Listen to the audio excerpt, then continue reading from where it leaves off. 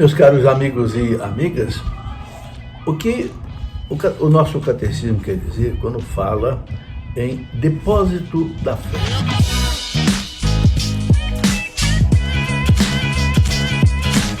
Quando o Papa São João Paulo II apresentou o catecismo da Igreja Católica, ele escreveu uma constituição apostólica chamada Fidei Depositum. Fidei Depositum quer dizer exatamente isso, o depósito da fé.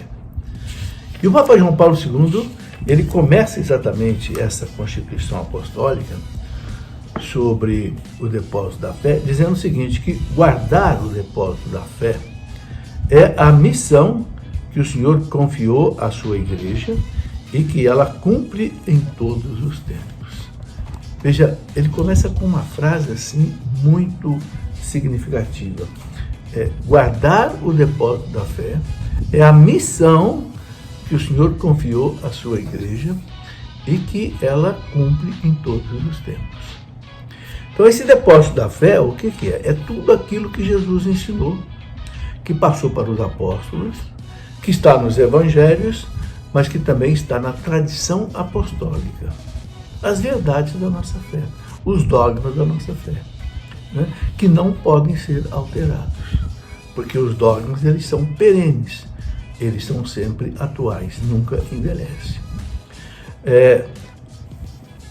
O Catecismo da Igreja diz que Cristo confiou à Igreja participar da sua infalibilidade, está lá no parágrafo 890 do Catecismo, exatamente para que a Igreja não deixasse corromper, né, o depósito da fé.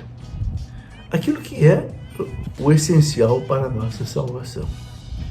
Por isso a Igreja, em todos os tempos, ela sempre combateu as heresias, porque as grandes heresias que surgiram na história da Igreja sempre quiseram o quê? Destruir o depósito da fé. Então nós temos a primeira heresia, o arianismo, por volta do ano 325, que negava a divindade de Jesus.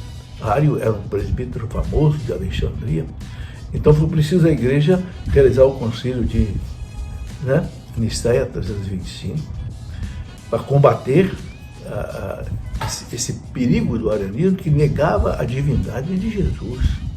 Então destruía todo o cristianismo.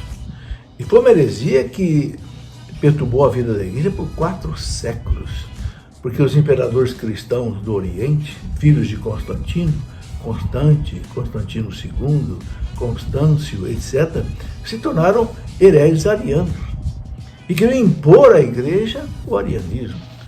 Então, houve muito sofrimento.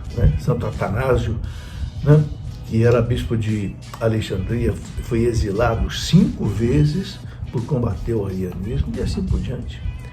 Depois tivemos no ano 381 uma outra heresia, Macedônia, que era patriarca de Constantinopla, que queria negar a divindade do Espírito Santo. Também a igreja teve que fazer o primeiro concílio de Constantinopla para combater. Depois tivemos, por exemplo, em 431, outro herege, que era Nestório, patriarca de Constantinopla, que negava que Nossa Senhora era mãe de Deus. Ele não chamava Nossa Senhora de Theotokos, mãe de Deus, era o nome de Christotokos, como se fosse apenas um homem e não Deus. Então o concílio de Nicéia debelou essa heresia. Depois tivemos uma outra heresia, em 451, chamado monofisismo, Era um monge lá de Constantinopla chamado Eutiques, que negava que Jesus Cristo tivesse a natureza humana. Ele achava que a natureza divina tinha absorvido a natureza humana. Então foram muitos erros que surgiram na história da igreja. Depois nós tivemos aí a questão do iconoclasmo, que queria destruir todas as imagens, por volta do ano 700. Depois tivemos uma outra heresia chamada monoteretismo, de Sérgio, patriarca de Constantinopla, que negava que Jesus Cristo tinha vontade humana. Depois tivemos toda a heresia do protestantismo, negando a existência da igreja como instituição, negando o papado, negando os sacramentos, negando a missa, negando a confissão, negando... Então, a igreja teve que fazer o grande concílio de Trento, que demorou 18 anos, Tudo isso para poder o quê? Salvar o fidei depósito, o depósito da fé. São Paulo chamava de sã doutrina.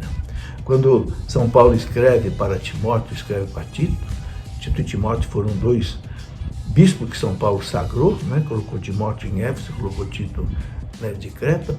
O que mais Paulo falava para esses dois era o seguinte: guardem o depósito da fé, guardem a sã doutrina da fé. Só leia aí a carta de São Paulo a Timóteo e a Tito, que a gente percebe isso. Então, esta é a missão da igreja, não deixar se corromper aquilo que Cristo deixou para nós, que é o remédio para a nossa salvação.